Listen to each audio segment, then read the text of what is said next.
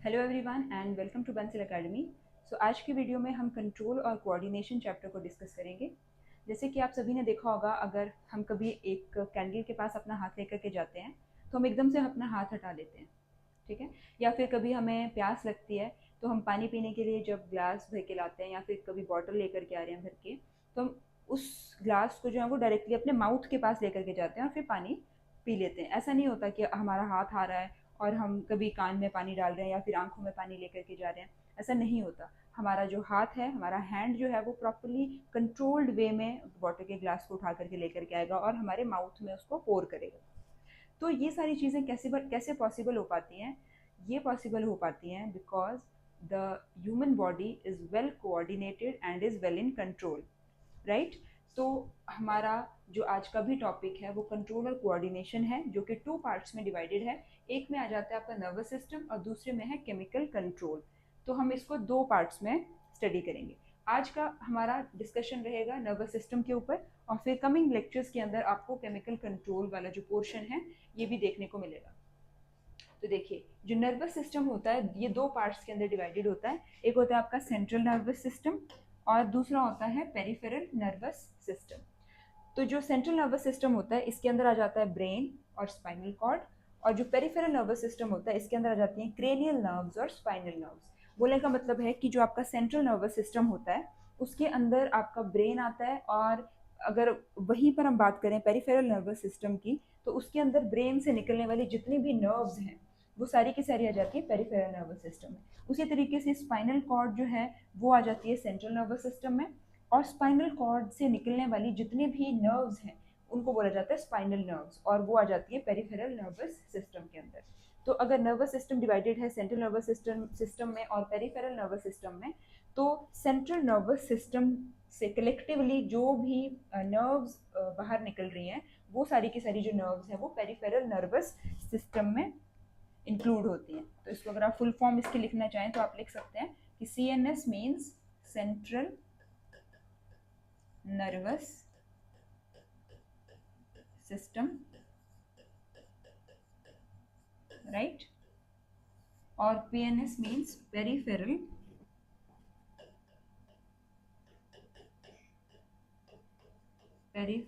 Nervous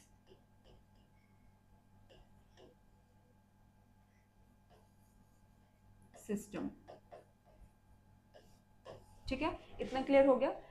यहीं से question बहुत बार बन जाता है कि सेंट्रल नर्वस सिस्टम के कौन कौन से पार्ट्स हैं या फिर सेंट्रल नर्वस सिस्टम में क्या क्या पार्ट्स आते हैं। तो आप क्या बोलोगे? ब्रेन आता है और स्पाइनल कॉर्ड आती है। पेरिफेरल नर्वस सिस्टम में क्या क्या आ जाता है? जो ब्रेन से निकलने वाली जितनी भी नर्व्स हैं वो सारी की सारी आ जाती हैं क्रेनियल नर्व्स, और जो नर्व्स स्पाइनल कॉर्ड से अराइज होती हैं वो आ जाती हैं स्पाइनल नर्व्स, राइट। उसके बाद देखिए, अब इससे पहले कि हम ये पूरे के पूरे सेंट्रल नर्वस सिस्टम को डिटेल में डिस्कस करें, उससे पहले कुछ टर्मिनोलॉजीज हैं जो कि आपको क्लियर होनी चाहिए। अगर एक बार आपको वो टर्मिनोलॉजीज क्लियर होती हैं तो फिर आपको ये जो सेंट्रल नर्वस सिस्टम है पूरा का पूरा, इसको समझने में ज़्यादा डिफिकल्टी नहीं आएगी। तो सबसे पहली जो टर्म है वो है आपकी स्टिम्युलाई, या फिर इसको आप एक और चीज़ बोल सकते हो। जैसे स्टिम्युलाई तो प्लूरल हो गया, बट अगर सिंगुलरली आपको इसको प्रोनाउंस करना है तो आप लिख सकते हो स्टिम्युलस। कि स्टिम्युलस क्या होता है? तो देखो, स्टिम्युलस क्या होता है कि जब भी अगर अगर जैसे देखो, जो मैंने आपको सबसे पहले क्लास के स्टार्टिंग में एग्जांपल दिया कि अगर कोई कैंडल है उससे फ्लेम निकल रही है, ठीक है, और हमारा हाथ जब उसके ऊपर गया तो हमें हीट, मतलब हमें जो है वो गर्म महसूस हुआ, है ना, गर्म लगा हमें। तो स्टिमुलस क्या था? वो हीट, वो जो कैंडल से जो उसकी फ्लेम निकल रही थी वो स्टिमुलस था, राइट। अगर इस तरीके से कैंडल है, उससे अगर ये फ्लेम इस तरीके से निकल रही है,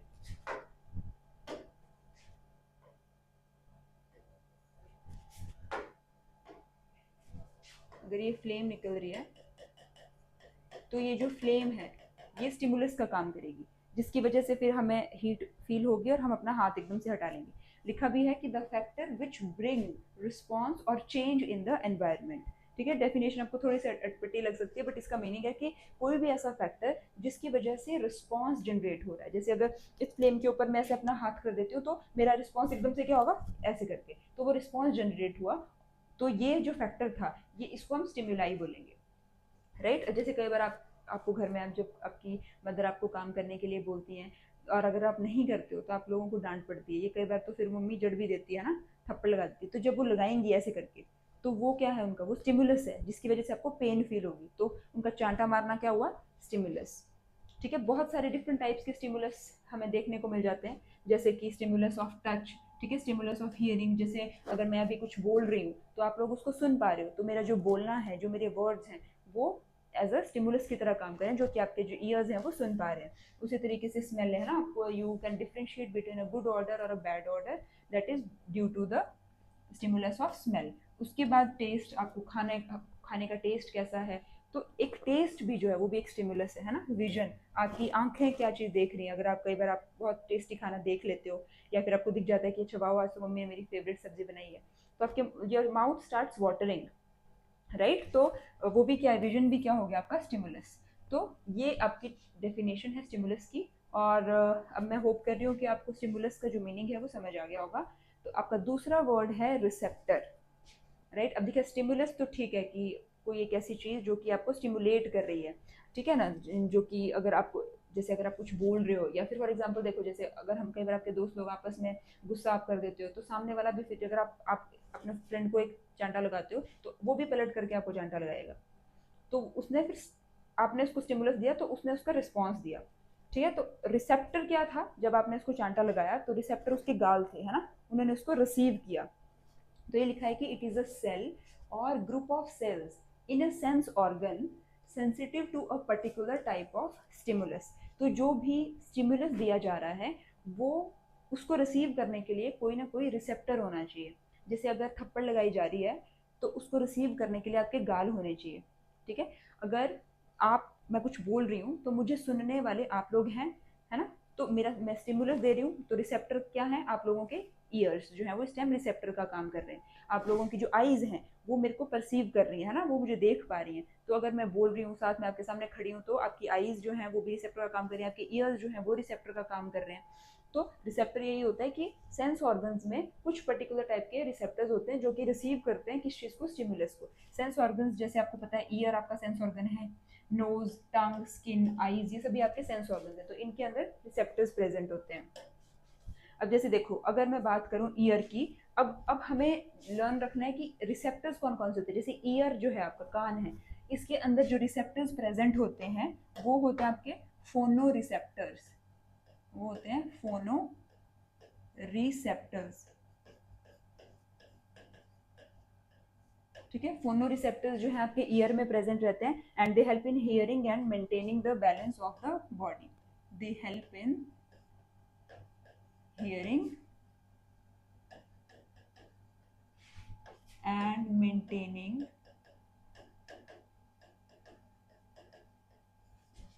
the balance of the body। तो ईयर हो गए आपके, है ना, मतलब आपके कानों में इस टाइम पे फोनो रिसेप्टर्स प्रेजेंट हैं आपके इनर ईयर में, जो कि मेरी आवाज़ को सुन पा रहे हैं, ठीक है। तो वो हेल्प करते हैं हियरिंग में, और they also help in maintaining the balance of the body. उसके बाद फिर नेक्स्ट आ जाती है आईज। तो आईज के अंदर जो है आपके कौन से रिसेप्टर्स प्रेजेंट होते हैं, फोटो रिसेप्टर्स, ठीक है। आईज के अंदर प्रेजेंट होते हैं आपके फोटो रिसेप्टर्स, फोटो रिसेप्टर्स, ठीक है, and they help in seeing, ये आपको देखने में काम आ रहे हैं। देन आपका जो नोज होता है, नोज में आपके कौन से रिसेप्टर्स होते हैं, olfactory receptors, olfactory receptors present होते हैं आपके नोज के अंदर, and they help to smell, help to smell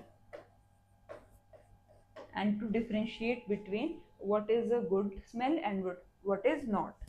तो ये हो गया आपके different different types of receptors. देखिए इस पे क्वेश्चन आ जाता है कि ईयर में कौन से रिसेप्टर्स प्रेजेंट होते हैं, वो आप लोगों, ये तो देखो आपको पता ही है कि आईज जो है वो देखने में हेल्प कर रही है, नोज जो है वो स्मेल करने में हेल्प कर रहा है। बट यहाँ से जो क्वेश्चन बनता है वो बनता है इनके ऊपर कि फोनो रिसेप्टर्स कहाँ है, ईयर में।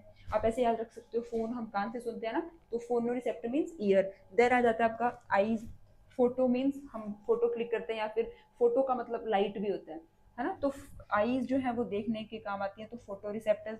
नोज जो है वो ऑल फैक्ट्री रिसेप्टर्स उसके अंदर होते हैं।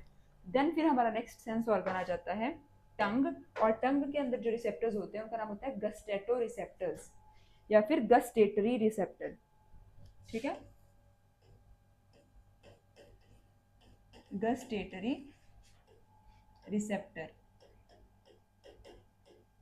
प्रेजेंट होते हैं टंग में and they help in test.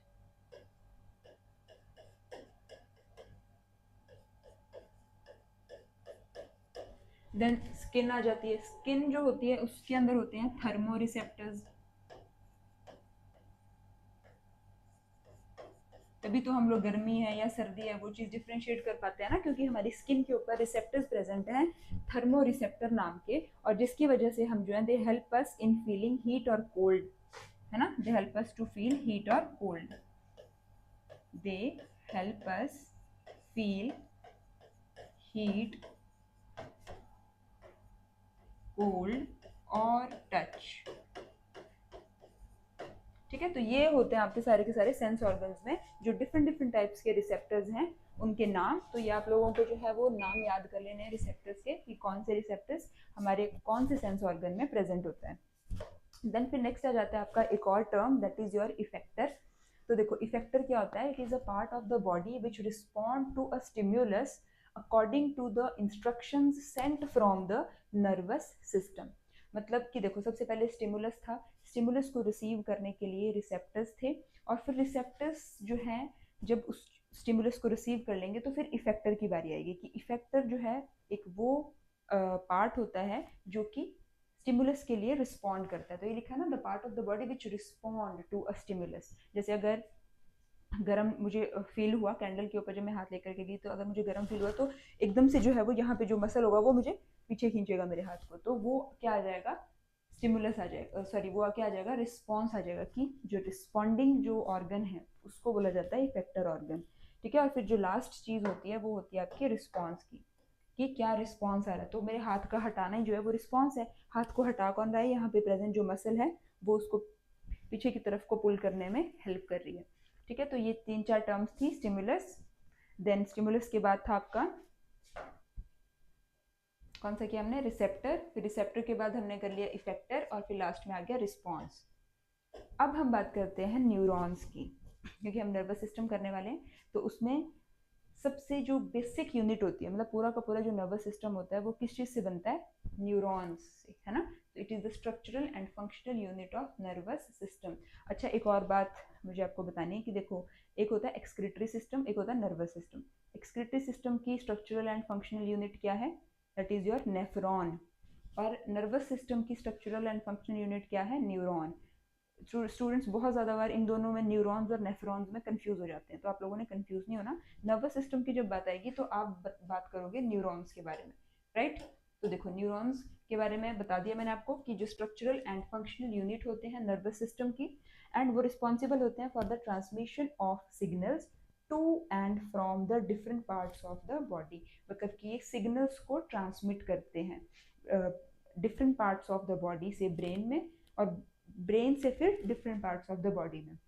अब जैसे कि अगर मैं एग्जांपल दूं, अगर मैं अपना हाथ लेकर के गई हूँ कैंडल के ऊपर, तो सबसे पहले फटाफट से इन्फॉर्मेशन जाएगी मेरे ब्रेन तक, और फिर ब्रेन से दूसरे न्यूरॉन के थ्रू इन्फॉर्मेशन जाएगी अगेन मेरे हाथ के ये मसल्स तक कि अपना हाथ पीछे हटाओ। तो ये काम किसका होता है, न्यूरॉन्स का, and it is the longest cell in the human body. जो न्यूरॉन्स होते हैं वो ह्यूमन बॉडी के लॉन्गेस्ट सेल होते हैं, मतलब एक न्यूरॉन जो है वो आपके पैर के अंगूठे से लेकर के आपके मस्तिष्क के जितना लंबा हो सकता है, मतलब यहाँ से लेकर के आपके सिर से लेकर के आपके पाँव के अंगूठे तक लंबा न्यूरॉन भी प्रेजेंट हो सकता है आप किसी की बॉडी में, तो इसलिए these are the longest cell in the human body. अब देखो कुछ इस तरीके से दिखाई देते हैं ये न्यूरॉन्स, और अगर इनका आपने देखो स्ट्रक्चर डायग्रामेटिक रिप्रेजेंटेशन देखना है तो देखो इस तरीके से होता है। ये जो यहाँ पे ये जो मैं येलो कलर से ड्रॉ कर शो कर रही हूँ थोड़ा सा, ये आपकी आ जाएगी सेल बॉडी, ठीक है, ये क्या आ जाएगी आपकी cell body, right. Cell body को और क्या बोल देते हैं हम, तो सेल बॉडी बोलते हैं, ठीक है, और क्या बोल देते हैं, सेल बॉडी को हम एक और नाम से बुलाते हैं दैट इज सोमा, या फिर इसको साइटोन भी बोल देते हैं। तो देख लो इसके कितने नाम है, साइटोन, सोमा, या फिर सेल बॉडी। तो इसको आप इन तीनों में से कुछ भी नाम बुला सकते हो। अगर एग्जाम के अंदर इन तीनों में से कोई भी नाम आ जाए तो आप लोगों ने कंफ्यूज नहीं होना है।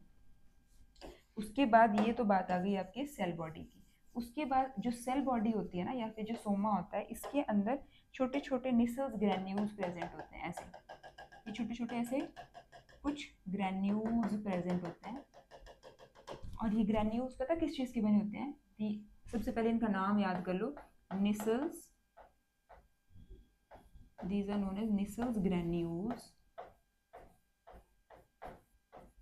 ठीक है, इनका नाम होता है Nissls granule। और ये बने किसके होते हैं? These are made up of RER। ये रफ एंडोप्लाज्मिक रेटिकुलम के बने होते हैं। आप लोगों ने जब आपको किसी दूसरे टीचर ने सेल चैप्टर कराया होगा तो उसमें आपको सेल ऑर्गेनलीज करवाए होंगे, जिसमें एक ऑर्गेनली होगा ER के नाम से, एंडोप्लाज्मिक रेटिकुलम है ना। वो दो टाइप का होता है, एक RER यानी कि रफ एंडोप्लाज्मिक रेटिकुलम, और एक होता है SER, smooth endoplasmic reticulum. RER कौन सा होता है? जिस एंडोप्लाज्मिक रेटिकुलम के ऊपर राइबोसोम्स प्रेजेंट होते हैं, है ना। जैसे अगर मैं आपको थोड़ा सा याद करवाऊं सेल चैप्टर, तो जैसे आपने ये किया होगा कि इस तरीके से सेल होता है, ठीक है। उसमें डबल मेम्ब्रेन से बाउंड जो है वो न्यूक्लियस प्रेजेंट होता है, डबल मेम्ब्रेन स्ट्रक्चर होता है। और न्यूक्लियस की जो आउटर मेम्ब्रेन होती है उससे इस तरीके से ब्लेबिंग होती है मेम्ब्रेन की, और इसको बोला जाता है एंडोप्लाज्मिक रेटिकुलम। और अगर इसके ऊपर अगर राइबोसोम्स प्रेजेंट हो जाए, इसी मेम्ब्रेन के ऊपर अगर राइबोसोम्स प्रेजेंट हो, तो फिर इसको हम बोलना स्टार्ट कर देते हैं RER। तो इसी RER की बात हो रही है न्यूरॉन में भी, कि न्यूरॉन के अंदर ये जो निसल्स ग्रैन्यूल्स होते हैं, ये किसके फ्रेगमेंट्स होते हैं? रफ एंडोप्लाज्मिक रेटिकुलम के फ्रेगमेंट्स होते हैं, राइट। उसके बाद ये जो आपको दिखाई दे रहे हैं ये वाली चीजें, ये, या फिर अगर इस वाली डायग्राम में दिखाऊं तो ये देखो, ये इस तरीके की, इनको बोला जाता है डेंड्राइट। इनको क्या बोला जाता है? डेंड्राइट। यहाँ भी लिख देती हूँ, इनको बोला जाता है, they are named as dendrite, right. उसके बाद ये देखिए एक्सॉन है, ये जो आपको बीच में दिखाई दे रही होगी, तो ये देखो ये एक्सॉन, दिस इज एक्सॉन। और ये एक्सॉन जो है वो पीछे जा करके टर्मिनेट हो रही है इनटू द एक्सॉन टर्मिनल्स, ठीक है। और फिर एक्सॉन के ऊपर कुछ ये जो शीथ आपको दिखाई दे रही है, ये जो मैं आपको ब्लू, ये पर्पल कलर से जो दिखाई दे रहा है, this is your myelin sheath, ठीक है। This is the myelin sheath. तो ये है आपका पूरा का पूरा एक स्ट्रक्चर न्यूरॉन का, राइट। तो क्या बता दिया मैंने आपको? It is a structural and functional unit of nervous system, then it is responsible for the transmission of signals to and from the different parts of the body, and it is the longest cell in human body। बाकी हमने इसका एक structure भी देख लिया कि ये कैसे दिखाई देता है। दिस इज द न्यूक्लियस, है ना। ये जो है बीच में, ये क्या है? न्यूक्लियस है, क्योंकि न्यूरॉन क्या है? It is nothing but a cell only, and cell comprises of a cell organelle called nucleus, तो इसलिए बीच में क्या है? न्यूक्लियस। उसके बाद अगर हम आगे चलते हैं तो आगे हमारे पास आ जाता है कि पार्ट्स ऑफ न्यूरॉन। ये देखो, ये जो आपको पीछे वाली डायग्राम में दिखाए, उन्हीं पार्ट्स को थोड़ा सा एनलार्ज करके दिखाया है। तो ये देखो आप, सबसे पहले क्या दिखाया मैंने आपको? डेंड्राइट्स। अब इन डेंड्राइट्स का क्या काम होता है? ये सिग्नल्स को रिसीव करते हैं, ठीक है, फ्रॉम अदर न्यूरॉन्स। जैसे ना ऐसे एक अगर ये होगा बॉडी के अंदर, बहुत सारे जो न्यूरॉन्स होते हैं, ये एक, जैसे मान लो ये मैंने ये वाली चीज़ बना दी, इसको ऐसे ले लेना, जो सर्कल बनाया, ये सेल बॉडी और डेंड्राइट्स हैं, ये डेंड्राइट्स बना दिए, ठीक है, इस तरीके से। और ये मैंने बना दिया इसका एक्सॉन, और पीछे बना दिया इसका इस तरीके से टर्मिनल्स। एक ऐसे न्यूरॉन प्रेजेंट होगा, इसके बिल्कुल साथ ही जो है वो दूसरा न्यूरॉन प्रेजेंट होगा, ठीक है। उसके बाद जो है वो थर्ड न्यूरॉन प्रेजेंट होगा। तो ये ऐसे प्रेजेंट होते हैं बॉडी के अंदर। तो न्यूरॉन्स क्या करते हैं? यहाँ पे अपने डेंड्राइट्स के ऊपर सिग्नल को रिसीव करते हैं। अगर यहाँ से सिग्नल आएगा, जैसे अगर मैंने आपको पहले भी बताया कि स्टिमुलस आया, मान लो अगर कोई स्टिमुलस आया, तो सबसे पहले इसको कोई ना कोई रिसेप्टर जो है वो रिसीव करेगा, कोई रिसेप्टर जो है इस स्टिमुलस को रिसीव करेगा, और फिर रिसेप्टर से जो है ये जो स्टिमुलस रिसेप्टर के ऊपर है, इसको जा करके रिसीव करेगा कोई न्यूरॉन, और फिर न्यूरॉन जो है ये फर्दर इसको ट्रांसमिट करता है टूवर्ड्स द ब्रेन। अभी हम सिर्फ इतना ही करेंगे, अभी और डिटेल में है, जैसे जैसे हम आगे आगे बढ़ते जाएंगे वैसे मैं आपको बताती जाऊंगी। तो अभी आपको डेंड्राइट का मीनिंग मतलब जो फंक्शन है वो समझ आ जाना चाहिए। उसके बाद आ गया सेल बॉडी। अब जैसे ये जो सेल बॉडी है, या फिर ये देखो ये वाली जो सेल बॉडी इन्होंने ड्रॉ की है यहाँ पे ग्रीनिश कलर से, उसके अंदर क्या होता है, it contain the cell nucleus, है ना। ये देखो न्यूक्लियस है इसके अंदर। न्यूक्लियस के अंदर जेनेटिक मटेरियल होता है ऑफ द न्यूरॉन। जैसे किसी भी सेल का जो जेनेटिक मटेरियल है, या आपने सेल वाले चैप्टर में भी कर लिया होगा, वो उसके न्यूक्लियस के अंदर प्रेजेंट होता है, जिसके अंदर सारी की सारी जो जेनेटिक इन्फॉर्मेशन है वो प्रेजेंट होती है। उसके बाद फिर आ जाता है एक्सॉन। एंड एक्सॉन क्या करता है, जैसे जो यहाँ डेंड्राइट्स ने सिग्नल रिसीव किया है उसको फर्दर आगे ट्रांसमिट करता है एक्सॉन, ठीक है, इलेक्ट्रिकल इम्पल्स के as an electrical impulse transmit करता है। देन आ जाती है, ये देखिए ये माइलिन शीथ, ठीक है, ये इंसुलेट करती है एक्सॉन को to help protect the neuron cell and speed up the transmission of electrical impulse, ताकि जो इलेक्ट्रिकल इम्पल्स फ्लो हो रही है वो स्पीड से फ्लो करे, इसमें हेल्प करती है माइलिन शीथ। और जो एक्सॉन टर्मिनल होते हैं ये ट्रांसमिट कर देते हैं इलेक्ट्रिकल एंड केमिकल सिग्नल्स को to other neuron cells and effector cells, ठीक है। तो ये हो गए different parts of the neuron. हर एक पार्ट को जो है वो हर एक पार्ट का क्या कैसा कैसा होता है उसका थोड़ा बहुत फंक्शन जो है वो यहाँ पे इसी डायग्राम के अंदर आपको दिखा दिया है। उसके बाद अगर बात करी जाए फंक्शन की, न्यूरॉन के फंक्शन की, तो देखो फंक्शन की बात करने से पहले आपको जो है एक बार नर्व इम्पल्स की थोड़ी सी वो बता देते हैं कि किस तरीके से चलती है। तो देखो होता क्या है कि अगर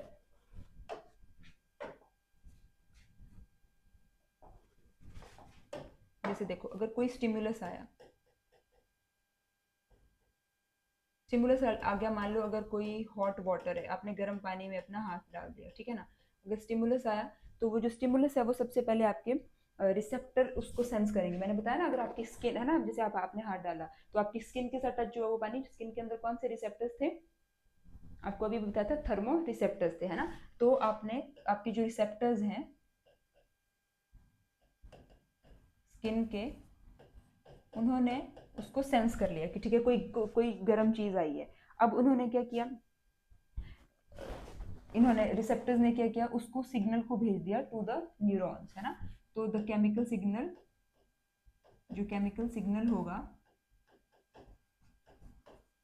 इज सेंट टू न्यूरॉन, और न्यूरॉन उसको रिसीव कहाँ करेंगे, यहाँ पे डेंड्राइट्स के ऊपर, है ना। अगर गर्म हाथ आपने डाल दिया तो पहले रिसेप्टर रिसीव करेंगे, उसके रिसेप्टर्स के साथ जो है वो न्यूरॉन्स प्रेजेंट होते हैं, तो रिसेप्टर्स जो हैं उस सिग्नल को न्यूरॉन्स को ट्रांसमिट कर देंगे, और न्यूरॉन्स ये कौन से पार्ट में, डेंड्राइट्स वाले पार्ट में उसको भेज देंगे। उसके बाद जब जो सिग्नल जब यहाँ आएगा, डेंड्राइट्स ने उसको रिसीव किया और फिर वो सिग्नल जो है वो यहाँ आ रहा है सेल बॉडी के अंदर आ रहा है, या फिर आप बोल सकते हो साइटोन में आ रहा है, या फिर आप बोल सकते हो सोमा के अंदर आ रहा है।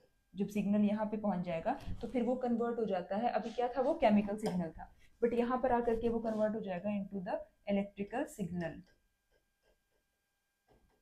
ठीक है, इलेक्ट्रिकल सिग्नल के अंदर कन्वर्ट हो जाएगा। उसके बाद यहाँ पे वो इलेक्ट्रिकल सिग्नल में कन्वर्ट हो गया, फिर उसको जो एक्सॉन है वो कंडक्ट करेगी, ठीक है। और इसीलिए हमने यहाँ पे लिखा भी है कि जो न्यूरॉन सेल है, मतलब जो माइलिन शीथ है, वो स्पीड अप कर रही है the transmission of electrical impulse, और यहाँ भी लिखा है कि it conducts the electrical impulse along the neuron cell, मतलब न्यूरॉन सेल के आगे जो है वो एक्सॉन इलेक्ट्रिकल इम्पल्स को कंडक्ट करती है। तो इसका मतलब क्या हुआ कि आया तो था वो केमिकल सिग्नल, बट वो साइटोन के अंदर जो है या फिर सेल बॉडी के अंदर जो है वो इलेक्ट्रिकल सिग्नल में कन्वर्ट हो गया, और फिर उसको जो है वो फर्दर एक्सॉन कंडक्ट कर रही है towards the terminal, towards the axon terminal. तो इलेक्ट्रिकल सिग्नल आया, उसके बाद वो ट्रेवल करेगा नर्व एंडिंग के पास, ठीक है। इलेक्ट्रिकल सिग्नल आया, अब वो ट्रेवल करेगा और पहुंच जाएगा कहाँ पर, नर्व एंडिंग पर, ठीक है। और फिर जब वो नर्व एंडिंग पे पहुंचेगा तो उसके बाद वो दोबारा जो है वो केमिकल सिग्नल में कन्वर्ट हो जाता है, केमिकल सिग्नल। क्योंकि देखो जो डेंड्राइट्स होते हैं ना वो केमिकल सिग्नल रिसीव कर पाते हैं, राइट। यहाँ पे क्या लिखा है कि ये रिसीव करते हैं सिग्नल को फ्रॉम अदर न्यूरॉन्स, ठीक है, या फिर फ्रॉम द रिसेप्टर्स, और वो होते हैं in the form of chemical signals, ठीक है, केमिकल सिग्नल्स होते हैं। अब जब ये जाएगा साइटोन उसको केमिकल सिग्नल में कन्वर्ट कर देगी, उसको कन्वर्ट कर देगी किसमें, केमिकल सिग्नल में। उसके बाद उसकी कंडक्शन होगी, और जब वो एक्सॉन टर्मिनल पे पहुंचेगा तो फिर इस ये दोबारा जो है वो किस में कन्वर्ट हो जाएगा, केमिकल सिग्नल के अंदर, ठीक है, केमिकल सिग्नल के अंदर कन्वर्ट हो जाएगा। और जैसे मैंने आपको यहाँ पर भी बताया है कि कि देखो यहाँ पर तो आया था वो एज अ केमिकल सिग्नल, उसके बाद वो केमिकल के बाद जो है वो इलेक्ट्रिकल में कन्वर्ट हो गया, उसके बाद दोबारा यहाँ आकर के वो दोबारा केमिकल में कन्वर्ट हो गया। अब जब यहाँ पे पहुंच गया वो एक्सॉन टर्मिनल पे, यानी कि इधर पहुंच गया, तो वो दोबारा केमिकल सिग्नल के अंदर कन्वर्ट हो गया और अब जो है वो इस न्यूरॉन से अगले न्यूरॉन में ट्रांसफर होगा। तो ये जो गैप फिर बीच में बन रहा है, ये वाला, ये जो बीच में है गैप आपको दिखाई देगा, दो न्यूरॉन्स के बीच का जो गैप दिखाई देगा, देखो यहाँ पे भी है, यहाँ पर भी गैप है, इस गैप को बोला जाता है साइनैप्स। ठीक है, इस गैप को क्या बोला जाता है? इस गैप को बोला जाता है साइनैप्स।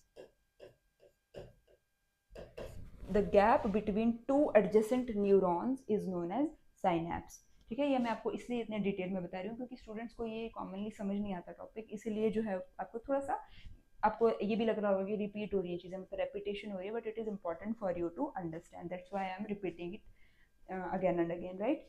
तो इस तरीके से जो है ये पूरा का पूरा सिग्नल जो है वो ट्रांसफर हो जाते हैं।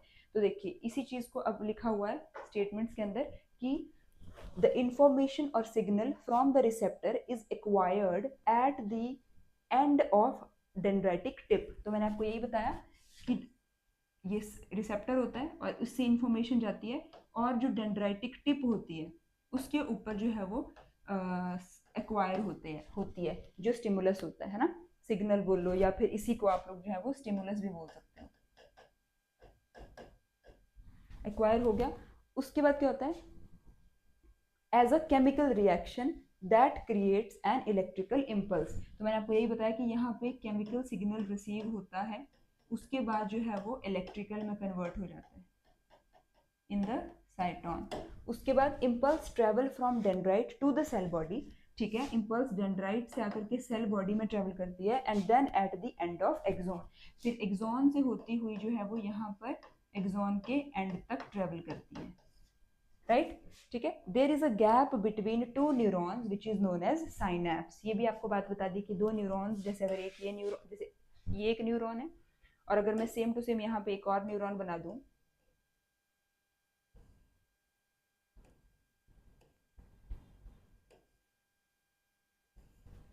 इस तरीके से, ठीक है, तो ये जो गैप बनेगा दो न्यूरॉन्स के बीच में, इसको बोला जाएगा साइनैप्स। ठीक है, इसको अगर हम एक और बार लेबल करें तो इसको बोला जाता है डेंड्राइट। ये जो इसकी प्रोजेक्शंस हैं, ये जो पर्पल कलर से है इसको बोला जाता है सेल बॉडी। इसके अंदर न्यूक्लियस प्रेजेंट होता है, ये केमिकल इम्पल्स को इलेक्ट्रिकल इम्पल्स में कन्वर्ट करती है। फिर यहाँ पे जो है ये एक्सॉन है, एक्सॉन कवर्ड है माइलिन शीथ के साथ, ठीक है, माइलिन शीट के साथ कवर्ड है, और लास्ट में जाता है एक्सॉन के टर्मिनल्स, एक्सॉन टर्मिनल। ठीक है, तो आप लोगों को समझ आ गया कैसे जो है वो सिग्नल पास होता है।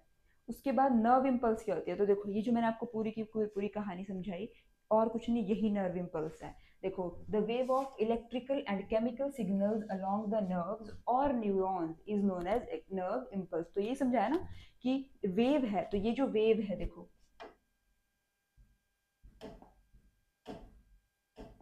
जैसे अगर ये कोई एक न्यूरॉन है, ये दूसरा न्यूरॉन है और ये थर्ड न्यूरॉन है, ठीक है, तीन न्यूरॉन्स हो गए, ठीक है, ये तीन न्यूरॉन्स हो गए हैं।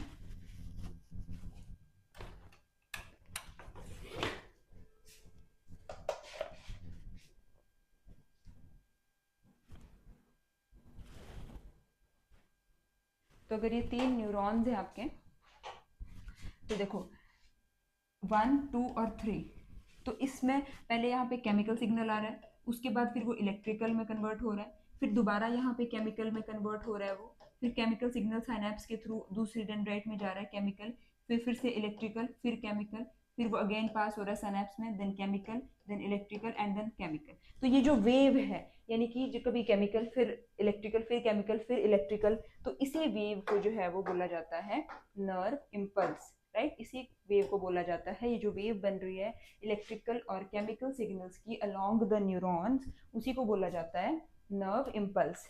और नर्व इम्पल्स जो है they are initiated at receptor cells as a result of stimuli from the environment.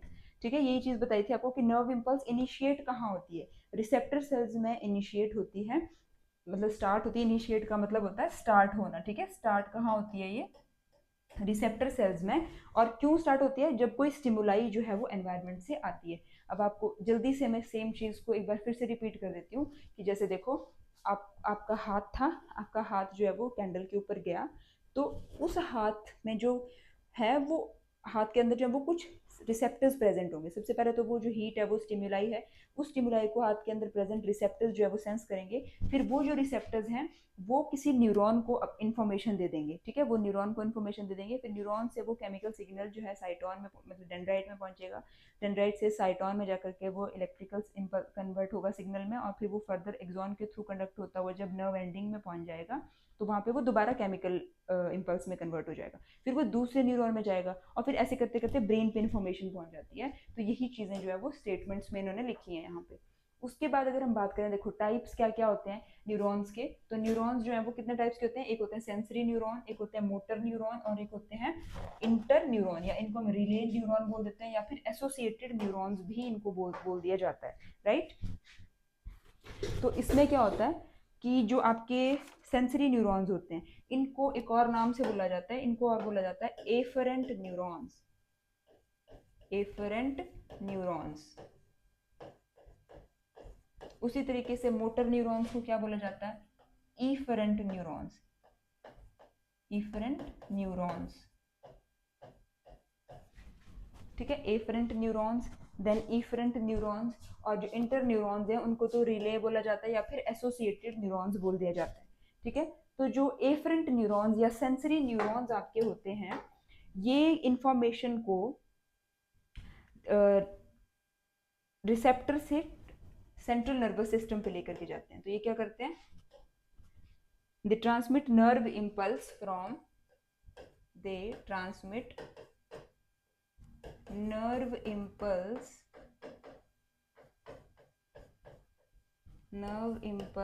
from receptor to central nervous system, ठीक है। रिसेप्टर से लेकर के जाएंगे सेंट्रल नर्वस सिस्टम। मतलब इसका मतलब ये हुआ कि अगर हमारा हाथ है तो वहां जब मैंने इसको मोमबत्ती के ऊपर रख दिया तो उस हाथ में जो न्यूरॉन्स प्रेजेंट होंगे वो होंगे सेंसरी न्यूरॉन्स, बिकॉज वो इन्फॉर्मेशन फिर लेकर के जाएंगे टूवर्ड्स माय ब्रेन। उसके बाद अगर हम बात करेंगे मोटर न्यूरॉन्स की, तो वो क्या करते हैं? ये ट्रांसमिट, सेम चीज है, they transmit nerve impulse from, मैं यहाँ डायरेक्ट लिख रही हूँ, from central nervous system to receptor, sorry not receptor, from central nervous system to effector, ठीक है। अब जैसे जब मैंने हाथ यहाँ लगाया तो सेंसरी न्यूरॉन के थ्रू मेरी इन्फॉर्मेशन गई टू माय ब्रेन, या फिर हम बोल सकते हैं central nervous system, because central nervous system का ही पार्ट है ब्रेन।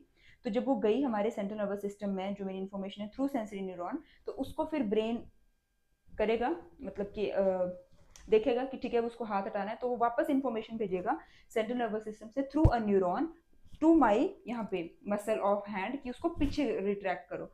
तो वो जो इन्फॉर्मेशन जाएगी, जो जिस न्यूरॉन के थ्रू ये इन्फॉर्मेशन भेजी जाएगी हाथ को पीछे पुल करने की, उसको बोला जाएगा मोटर न्यूरॉन्स, ठीक है। उसके बाद होता है इंटर न्यूरॉन्स। तो इंटर न्यूरॉन्स क्या होते हैं? ये सेंसरी को मोटर न्यूरॉन से कनेक्ट करते हैं। They connect sensory neurons to motor neurons, ठीक है। सेंसरी को, मतलब कि सेंसरी और मोटर के बीच में भी न्यूरॉन्स कुछ प्रेजेंट होते हैं, ठीक है। अब ऐसा तो नहीं है कि मेरा जो सेंसरी न्यूरॉन यहाँ पे प्रेजेंट है वो इतना बड़ा होगा, कि हो सकता है होने को, बट सारे न्यूरॉन्स इतने बड़े नहीं होते, ठीक है। तो मान लो कि उसकी जो लेंथ है वो सिर्फ यहाँ से लेकर के यहाँ तक है, तो फिर यहाँ से लेकर के यहाँ तक कोई एक और दूसरा न्यूरॉन होगा, फिर जो कि सेंसरी को मोटर के साथ में कन्वर्ट करोगा, मोटर न्यूरॉन के साथ में। या फिर आप ऐसे बोल सकते हो कि जैसे अगर यहाँ से इन्फॉर्मेशन है वो गई मेरे ब्रेन तक, फिर ब्रेन से जब वो मोटर न्यूरॉन के थ्रू इफेक्टर पे पहुंचना है उसने, तो उनके बीच में एक और न्यूरॉन प्रेजेंट हो सकता है। जैसे कि अगर मैं ऐसे बात करूं कि अगर ये हाथ है, ठीक है, तो यहाँ से इंफॉर्मेशन गई, और ये लगा लेना कि अगर ये ब्रेन है, ठीक है, ये ब्रेन है, तो अगर यहाँ पे अगर सेंसरी न्यूरॉन प्रेजेंट है, ठीक है, यहाँ पे जो है वो सेंसरी न्यूरॉन के थ्रू ब्रेन में पहुंच गई इंफॉर्मेशन, और फिर अब ब्रेन ने क्या किया?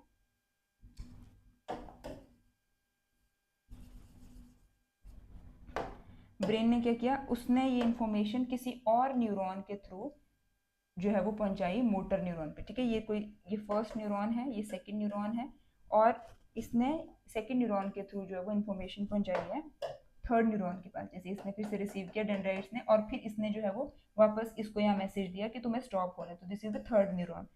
तो ये जो न्यूरॉन होगा बीच वाला येलो कलर वाला, इसको बोला जाएगा रिले न्यूरॉन या फिर इंटर न्यूरॉन। तो ये कनेक्ट कर रहा है सेंसरी को मोटर से, ठीक है। ये तो था सेंसरी, इसने सेंस किया, ब्रेन के पास लेके गया, और फिर ब्रेन जो है वो रिले न्यूरॉन के थ्रू जो है उसको कनेक्ट करता है मोटर के साथ में। तो इनडायरेक्टली तो ये सेंसरी मोटर के साथ ही कनेक्ट हुआ, बट थ्रू रिले न्यूरॉन। तो ये काम होता है आपका रिले न्यूरॉन का।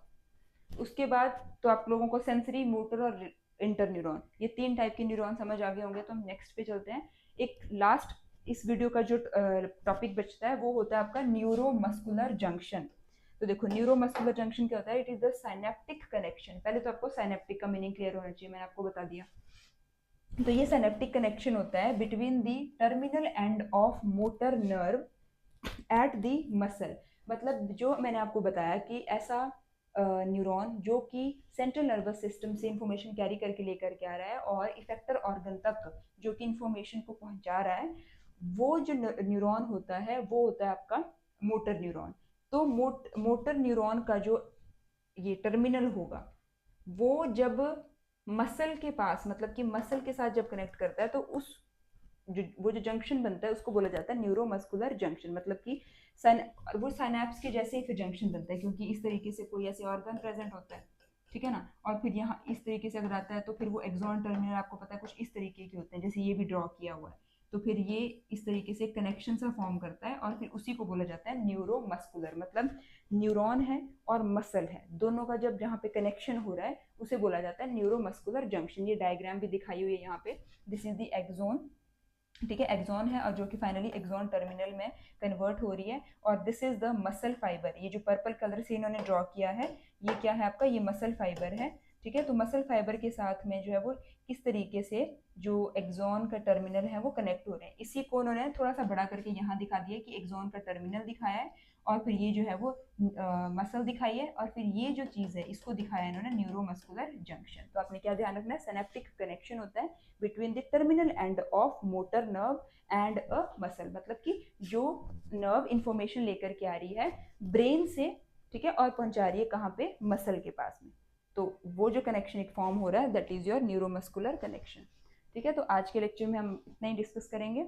जो हमारा नेक्स्ट लेक्चर रहेगा उसमें हम कवर करेंगे ब्रेन को, और हम देखेंगे एक और topic that is reflex action. तो अभी के लिए आपको इतना ही, इसको रिवाइज करिए, अच्छे से पढ़िए इस चैप्टर को जितना मैंने करवा दिया है।